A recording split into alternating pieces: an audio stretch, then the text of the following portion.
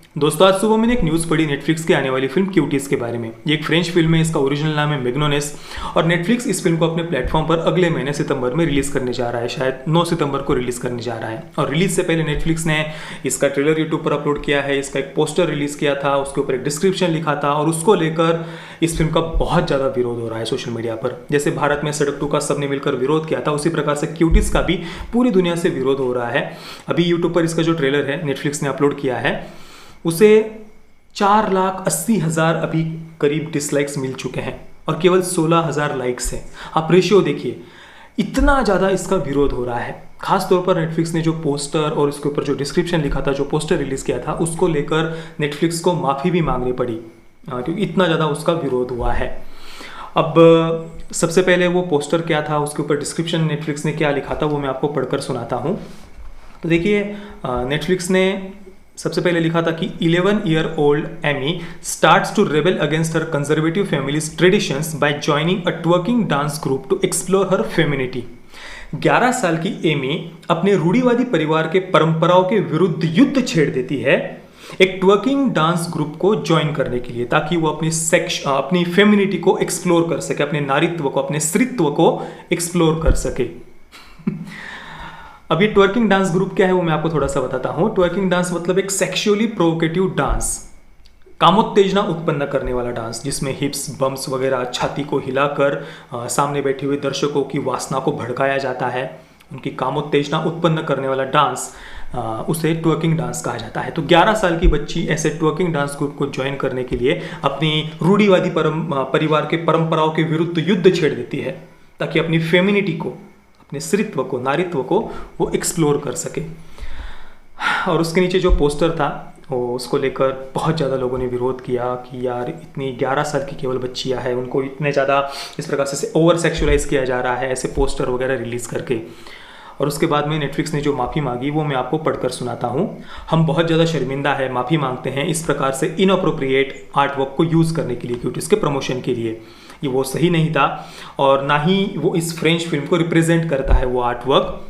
इस फिल्म ने सुडान्स film festival में अवार्ड भी जीता हुआ है और हमने अभी अपने पिक्चर को और डिस्क्रिप्शन को अपडेट कर दिया है, चेंज कर दिया है। अब वो चेंज किया हुआ डिस्क्रिप्शन क्या है वो भी मैं आपको पढ़कर सुनाता हूँ। अभी नेटफ्लिक्स ने लिखा है, Amy 11-year-old tries to escape family dysfunction by joining a free spirited dance clique named Cuties as they build their self confidence through dance.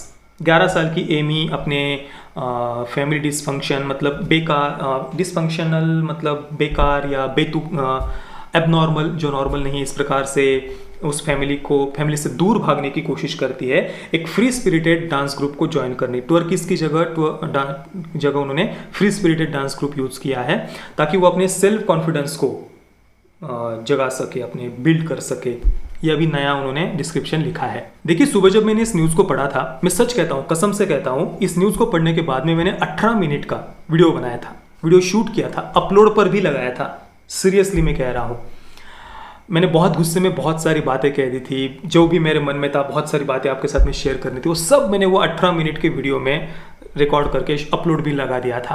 पर अपलोड जब मैं कर रहा था तो मैंने और थोड़ा सा इस फिल्म के बारे में सर्च किया और थोड़े से लोगों के रिएक्शंस वगैरह मैंने इसके बारे में पढ़े, तो मुझे और कुछ नई बातें जानने को मिली और लगा कि यार, ये ऐसा लग रहा है जैसे नेटफ्लिक्स अपने प्रमोशन के लिए बस यूज़ कर रहा है। ये एक प्रमोशनल स्ट्रेटेजी, इनकी पीआर टीम की बस एक स्ट्रेटेजी लग रही है इस फिल्म को प्रमोट करने के लिए। क्योंकि जो मैंने रिएक्शंस, जो बातें इस फिल्म के बारे में पढ़ी, वो कुछ थोड़ी सी और कुछ और बात कहती है उस फिल्म के बारे में।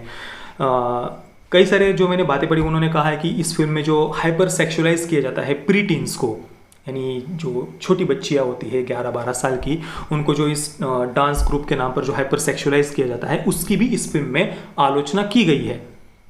और जो एमी मुख्य पात्र है, वो कई सारी गलतियां भी करती है इस फिल्म में, मतलब वो कैरेक्टर गलतियां करता है। जैसे जो शुरुआत वो एक किसी का मोबाइल चुराने से करती है, वो एक बड़े मतलब हाई सोसाइटी में रहने के लिए जाते हैं, पेरिस में शिफ्ट होता है उसका, मुस्लिम परिवार से, एक कंजर्वेटिव मुस्लिम परिवार से एमी को दिखाया है।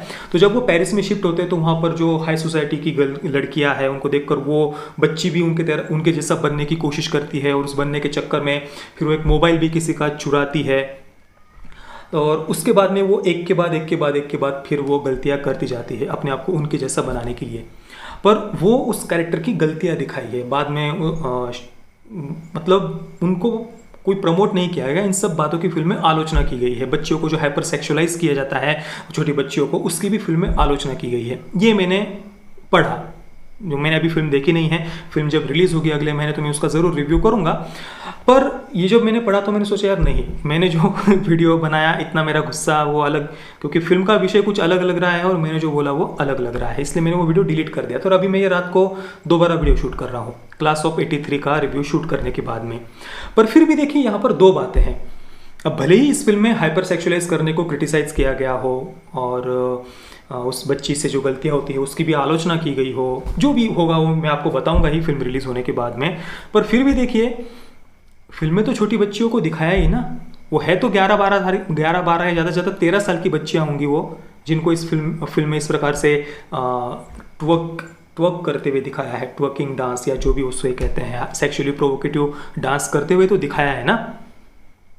आलोचना करने की उद्देश्य से ही सही, पर उन 11-12 साल की बच्चियों को वो करते हुए तो दिखाया है। अब इस फिल्म के बारे में मैंने और भी एक बात पढ़ी कि इन बच्चियों को इनको कास्ट करने के लिए करीब सैकड़ों 600 के करीब बच्चियों को ऑडिशन के लिए बुलाया गया था और बड़े बड़े अडल्ट्स के सामने वो बच्चियां इस प्रकार से वो टॉक कर रही थी, सेक्सुअली प्रोवोकेटिव डांस कर रही थी उन अडल्ट्स के सामने बैठकर ऑडिशन में। तो ये तो गलत ही है ना। मतलब भले ही आप वो क्रिटिसाइज करने के लिए वो बात कर रहे हो, पर क्रिटिसाइज करने के और भी तरीके होते हैं उसी बात को, उसके लिए वो उन बच्चियों को वो करते हुए दिखाना सही है ऐसा तो किसी भी एंगल से हम इसको जस्टिफाई नहीं कर सकते हैं। अब आते हैं हम दूसरी बात पर। अब इस फिल्म का ट्रेलर अगर आप देखेंगे तो एमी को एक ब्लैक परिवार से दिखाया है, एक कृष्ण वर्णीय मुस्लिम परिवार से एमी को दिखाया है। और एमी की जो माँ है वो एक सीन में एमी को थप्पड़ भी मारती है जोर से, और एक दूसरे सीन में एमी की माँ अपनी आजू बाजू की महिलाओं को कहती है कि भाई ये शैतान कहाँ रहता है पता है, ये शैतान नेकेड, ये नंगी लड़कियों में रहता है, नंगी महिलाओं में रहता है, जो कम कपड़े पहनने वाली लड़कियां होती हैं उनमें ये शैतान रहता है। यानी एमी की माँ को एक पिछड़ी हुई सोच वाला और बहुत अब्यूजिव दिखाया है, बच्चों को मारने वाला दिखाया है फिल्म में। और फिर ऐसी माँ से परेशान होकर एमी भागना चाहती है, इन बंधनों को तोड़ना चाहती है, और वो उस ट्वर्किंग डांस ग्रुप को या जो भी उसे कहते हैं सेक्सुअली प्रोवोकेटिव डांस ग्रुप को वो ज्वाइन करती है। अब भले ही वहाँ जाने के बाद में जो ओवर सेक्सुअलाइज किया जाता है छोटी बच्चियों को, उसको क्रिटिसाइज भले ही किया गया हो फिल्म में, पर फिल्म में एमी के परिवार को एक अब्यूजिव और एक पिछड़ी हुई सोच वाला उन्होंने यहाँ पर दिखाया है। अब मैं आपसे पूछता हूँ दोस्तों, क्या इस फिल्म में कोई नई बात दिखाई गई है क्या? आप इस दुनिया की कोई भी कमिंग ऑफ एज फिल्म उठाकर देख लीजिए, कोई भी टीनेज ड्रामा उठाकर देख लीजिए, कोई भी फेमिनिस्ट फिल्म उठाकर देख लीजिए, या कोई भी लिबरलिज्म की आइडियोलॉजी पर आधारित फिल्म उठाकर आप देख लीजिए, 99% फिल्मों की कहानी यही तो होती है ना। पेरेंट्स सपनों को कुचलते हैं, पेरेंट्स दरिंदे होते हैं, पेरेंट्स शैतान होते हैं, पेरेंट्स ही बच्चों के आगे बढ़ने में सबसे बड़ा रोड़ा होते हैं, और ऐसे पेरेंट्स से दूर भागना, अपने आप को लिबरेट करना, मतलब ऐसे पेरेंट्स से दूर भागने को ये लिबरेट करना कहते हैं खुद को। तो नेटफ्लिक्स से कोई नई बात नहीं दिखाई है। फर्क बस इतना है कि आज तक 15-16 साल की बच्चियों को, 17 साल की बच्चियों को, लड़कियों को लेकर फिल्में बनाई जाती थी, तो यहाँ पर 11-12 साल की बच्चियों को लेकर फिल्में बनाई है, पर कहानी तो लगभग सब वही है। और आप मुझे बताइए, जो 15-16 साल की बच्चियों को लेकर ऐसी फिल्में बनाई जाती है कमिंग ऑफ एज, क्या वो फिल्में घर में 10-11 साल की बच्चियां नहीं देखती है? आपके हमारे घर में जो 10-11 साल के बच्चियां होती है, क्या वो ऐसी फिल्में नहीं देखते हैं? बिल्कुल देखते हैं, और वो भी ऐसी फिल्मों से प्रभावित होते हैं। जैसे कि बॉलीवुड की उड़ान फिल्म का एक उदाहरण लीजिए। उड़ान का पोस्टर ही आप देख लीजिए ना, पूरे पोस्टर पर XXX, फक, बुब्स और वो गुप्तांग वगैरह पता नहीं क्या क्या उन्होंने वो चित्र विचित्र बातें निकाल कर रखी है। और ऐसी सेक्सुअल लिबरेशन वाली लाइफस्टाइल की तरफ आगे जाने के लिए फिल्म का जो लीड कैरेक्टर है उड़ान का, रोहन, वो अपने पिता को थप्पड़ मारकर घर छोड़कर भाग जाता है, बंधनों को तोड़कर वो भाग रहा है। इस प्रकार से फिल्म में बड़ा प्राउडली उस बात को दिखाया गया है। फिल्म रिलीज होने के बाद में उसे इतने सारे अवार्ड्स मिलते हैं, इतने सारे अवार्ड्स मिलते हैं कि जैसे ऐसे फिल्म कभी बनी ही नहीं हो फिल्म इतिहास में, और युवा पीढ़ी के सामने उस फिल्म को एक आदर्श की तरफ प्रस्तुत किया जाता है। फिल्म में एक सीन में देखिए, जो रोहन है वो अपने दोस्तों से बात कर रहा होता है फोन पर। उधर से दूसरे दोस्त कहते हैं कि भाई हम लोग तो यहाँ पर कितना मौज कर रहे हैं, बिजनेस कर रहे हैं, वो फलाना जो दोस्त है ना, वो तो रोज रूम में नई लड़कियों को लेकर आता है, मौज है हमारी। और ये सारी बातें सुनकर इधर रोहन आंसू बहाने लगता है कि भाई मेरा बाप तो मेरी लाइफ खराब कर रहा है। इसके अलावा रोहन रोज अपने पिता की गाड़ी चुरा कर ले जाता है बार में, वहां पर ड्रिंक वगैरह करता है, गुस्सा आने के बाद में अपने ही पिता की गाड़ी को तोड़ देता है, कांच वगैरह उसके तोड़ देता है। इस प्रकार से मानसिक रूप से विक्षिप्त भी है और वो उस कैरेक्टर को फिल्म में जस्टिफाई किया गया है। एंडिंग में वो अपने पिता को थप्पड़ मारकर अपने छोटे भाई को लेकर भाग जाता है। अब इन सारी बातों को रोहन जिस घिनौनी लाइफस्टाइल की तरफ आगे बढ़ रहा है उसे जस्टिफाई करने के लिए फिल्म में उन्होंने पिता के कैरेक्टर को बहुत अब्यूजिव दिखाया है, बहुत गाली गलौज करने वाला या मारपीट करने वाला उसे फिल्म में दिखाया है। अब भाई इतनी घिनौनी लाइफस्टाइल को रोहन जिसकी तरफ जा रहा है उसे जस्टिफाई भी तो करना था ना, इस वजह से पिता को इतना दरिंदा घिनौना उन्होंने फिल्म में दिखाया है। वो तो लेखक के ऊपर है, किसी भी कैरेक्टर को वो कैसे भी लिख सकते हैं, किसी को भी निगेटिव शेड दे सकते हैं, किसी को भी पॉजिटिव शेड दे सकते हैं। तो आप मुझे बताइए क्यूटीज में और उड़ान में क्या फर्क है। उल्टा क्यूटीज में तो मैं पढ़ रहा हूँ कि भाई क्यूटीज में कम से कम जो हाइपर सेक्सुअलाइज किया जाता है लड़कियों को उसको कम से कम क्रिटिसाइज तो किया गया है क्यूटीज में। या आप थप्पड़ का उदाहरण ले लीजिए ना, थप्पड़ में देखिए तापसी पन्नू का जो कैरेक्टर है उसके जो परिवार है वो बहुत कंजर्वेटिव दिखाया है, उसकी जो सास है वो बड़ा धार्मिक सत्संग में वगैरह जाने वाला उसे दिखाया है और इस वजह से तापसी बड़ा परेशान रहती है। और उनके बाकी इसके अलावा 6 और कपल फिल्म में दिखाए हैं, सारे के सारे परिवारों में ऐसे ही प्रॉब्लम्स है। बस एक कपल को बड़ा एक आइडियल कपल फिल्म में दिखाया है जिनके लाइफ में कोई प्रॉब्लम नहीं है। तापसी पन्नू के कैरेक्टर के पड़ोसी जो एक क्रिश्चियन परिवार है, जेम्स उसका नाम है और उसकी मृत्यु हो चुकी है। जेम्स की पत्नी अपनी बेटी के साथ में उस घर में रहती है। अब वो जो बेटी है जेम्स की वो 13 साल की फिल्म में दिखाई है।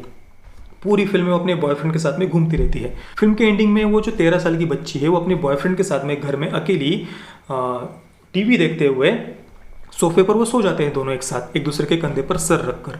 और इसके बाद में थोड़ी देर बाद वो जेम्स की पत्नी आती है और अपनी बेटी को अपने बॉयफ्रेंड के साथ में से सोफे पर सोए हुए देखकर बड़ा प्राउड फील करती है। वो 13 साल की बच्ची, और आप 13 साल की बच्ची को क्या लेकर बैठे हो। अभी स्वरा भास्कर की रसभरी आई उसमें एक 5 से 7 साल की बच्ची, 5 से 7 साल की लिटरली वो बच्ची होगी, उसे इसी प्रकार से कामोत्तेजक डांस करते हुए दिखाया एक सीन में।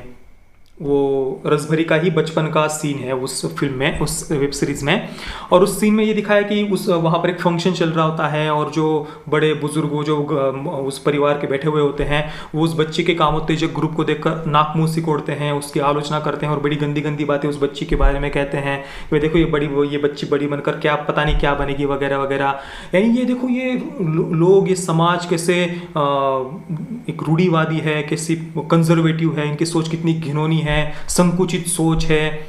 ये उस सीन में दिखाया गया है। किसके जरिए? एक 5-7 साल की बच्ची को कामोत्तेजक डांस करके ये उन्होंने दिखाने की कोशिश की है। तो क्यूटीज में तो 11 साल की बच्चियां दिखाई है, हमारा बॉलीवुड तो उससे भी आगे है। रसभरी में 5 से 7 साल की बच्ची को ही ट्वर्किंग डांस या जो कामोत्तेजक डांस है वो करते हुए दिखा दिया है। और रसभरी में तो हाइपर सेक्सुअलाइज करने को क्रिटिसाइज भी नहीं किया गया, क्यूटीज में तो कम से कम किया गया है, ये मैं पढ़ रहा हूँ। तो आप बताइए कौन सी फिल्म ज़्यादा घटिया है, क्यूटीज, उड़ान, रसभरी, थप्पड़। ये देखिए सारी की सारी फेमिनिस्ट फिल्में, सारी की सारी टीनेज ड्रामा, सारी की सारी कमिंग ऑफ एज फिल्में, सारी की सारी लिबरलिज्म की आइडियोलॉजी पर आधारित फिल्में ये यही सब सिखाती है बच्चों को। भाई तुम्हारे पेरेंट्स तुम्हारे सपने घोट रहे हैं, तुम्हारे पैरों पर कुल्हाड़ी मार रहे हैं, तुम्हारे पेरेंट्स ही तुम्हारे दुश्मन है। जो संस्कृति है, परंपरा है, समाज के बंधन है, वही तुम्हारे दुश्मन है। यही तो बताया जा रहा है ना।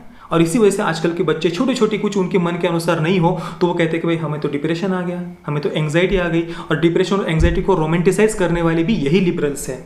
यही इन्हीं टीनेज ड्रामाज में ये लोग डिप्रेशन और एंग्जाइटी को रोमांटिसाइज करते हैं और बच्चों को, नई पीढ़ी को बताते हैं कि भाई डिप्रेशन में जाना तो तुम्हारा अधिकार है, एंग्जाइटी ये तो तुम्हें ये सब तुम्हारा अधिकार है। पेरेंट्स तुम्हारे मन के अनुसार कुछ नहीं करे तो तुम्हें डिप्रेशन में जाना चाहिए। ये लोग ये सिखाते हैं लिटरली बच्चों को। और इस वजह से आजकल के बच्चे, पिता पबजी नहीं खेलने दे तो आत्महत्या कर ली, पिता ने टीवी बंद कर दिया तो आत्महत्या कर ली, पिता ने मोबाइल छीन लिया तो आत्महत्या कर ली, या पिता ने पबजी खेलने से मना कर दिया तो पिता का ही गला घोट कर मार दिया, चाकू से वार कर दिया। कितनी सारी घटनाएं ये हम सुनते हैं, कितनी सारी आए दिन। यही सब ये लोग प्रमोट कर रहे हैं, डिप्रेशन और एंग्जाइटी को रोमांटिसाइज कर रहे हैं। और बड़ा फिर ये विक्टिम कार्ड खेलते कि देखो देखो हम तो मानसिक रोगों पर बात करें। भाई तुम्हें मानसिक रोगों से कोई मतलब नहीं है, तुम्हें बस अपनी घिनौनी लाइफस्टाइल को प्रमोट करना है और कुछ नहीं है। और जो सेक्स एजुकेशन का प्रोपेगेंडा है ना, वो प्रोपेगेंडा भी यही है। आप ये मत सोचिए कि सेक्स एजुकेशन के पीछे इनकी कुछ बहुत अच्छी मानसिकता है। मैंने जो all types of sexuality and gender ये जो वीडियो बनाया है उसमें रशिया के प्रेसिडेंट व्लादिमीर पुतिन ने जो बात कही है वो आप ध्यान से सुनिए। वहाँ पर उन्होंने स्पष्ट रूप से बताया कि सेक्स एजुकेशन के नाम के पीछे इन लिबरल्स का क्या प्रोपेगेंडा है। ये लोग कोई ब्रह्मचर्य या फिर वीर रक्षा की बात युवा पीढ़ी को नहीं समझाने वाले, सिखाने वाले, या अपनी ऊर्जा को कैसे ऊर्ध्वगामी किया जाए, जीवन को कैसे उन्नत किया जाए, ये बातें नहीं सिखाने वाले। ये सेक्स एजुकेशन के नाम पर छोटे छोटे बच्चों को उनके ही जेंडर पर कंफ्यूज कर देते हैं। ये 50 प्रकार के सेक्सुअल प्रेफरेंसेस उनको सिखाते हैं। आप ये मत सोचिए कि बस हेट्रोसेक्सुअल, होमोसेक्सुअल और बायसेक्सुअल ये केवल 3 सेक्सुअल प्रेफरेंसेस है। नहीं नहीं नहीं, 50 प्रकार के सेक्सुअल प्रेफरेंसेस इन्होंने खोज कर रखे हैं, 50 प्रकार के जेंडर्स इन्होंने खोज कर रखे हैं। देखिए आप वो मेरा all types of sexuality and genders ये वीडियो देखिए और समझिए इस सेक्स एजुकेशन के नाम के पीछे का प्रोपेगेंडा। ये इस प्रोपेगेंडा से अपनी पीढ़ी को, अपने बच्चों को बचाइए। कूल बनने के नाम पर, लिबरल बनने के नाम पर इसी बातों को सपोर्ट मत करिए। ये बड़ा कूल लगता है ना कि भाई हम कितने पिछड़े हुए हैं, हम तो, हमारे देश में तो सेक्स नाम लेना ही बड़ा बहुत बुरी बात मानी जाती है, और हम देखो कितने कूल हैं, हम तो सेक्स लिबरेशन, सेक्स एजुकेशन को प्रमोट करते हैं। ये कूल और लिबरल बनना छोड़ दीजिए, ये ढोंग करके कोई फायदा नहीं है। जहाँ तक बात है सेक्स एजुकेशन की, तो हमारे देश में हजारों सालों से हमारे ग्रंथ भरे पड़े हैं कि वीर रक्षा कैसे की जाए, ब्रह्मचर्य का पालन कैसे किया जाए, अपनी ऊर्जा को ऊर्ध्वगामी कैसे किया जाए। स्त्री के लिए भी, पुरुष के लिए भी, दोनों के लिए बातें बताई जाती है। आप अगर योगासन के बारे में अगर आप पढ़ेंगे तो वहां पर भी सारे अलग अलग प्रकार के योगासन बताए जाते हैं, जिससे आप स्वप्न दोष ना हो, या वीर रक्षा कैसे हो, या अपनी गंदी आदतों को कैसे छुड़ाया जाए। ऐसे ये सारी बातें खुलकर हमारे शास्त्रों में बताई गई है। ये कभी टैबू रहा ही नहीं है। तो हमारे देश में सेक्स की बातें नहीं की जाती। भाई हमारे तो सत्संगों में संत बताते आए हैं कि वीर रक्षा कैसे की जाए, स्वप्न दोष से कैसे बचा जाए, या गंदी आदतों से कैसे बचा जाए, ब्रह्मचर्य का पालन कैसे किया जाए। ये तो हमारे संत हजारों वर्षों से बताते आए हैं। कोई हम टबू नहीं है सेक्स वर्ड यहाँ पर, या स्पर्म की बात करना या वीर्य की बात करना, कोई टबू नहीं है यहाँ पर। ये ढोंग और ये सब झूठ फैलाना बंद कर दीजिए।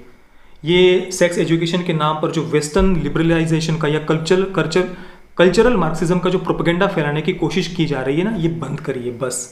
तो दोस्तों बस यही सब बातें आप सबको बतानी थी। बहुत सारी बातें मैंने आपको बता दी, बहुत सारी बातें कह दी। तो आप इस सब बारे में क्या सोचते हैं, क्यूटीज के ट्रेलर के बारे में क्या सोचते हैं, या उड़ान, या रस भरी, या थप्पड़, इन सब फेमिनिस्ट लिबरल फिल्मों के बारे में आप क्या सोचते हैं, मुझे आप नीचे कमेंट में ज़रूर बताइए। जय श्री राम, वंदे मातरम।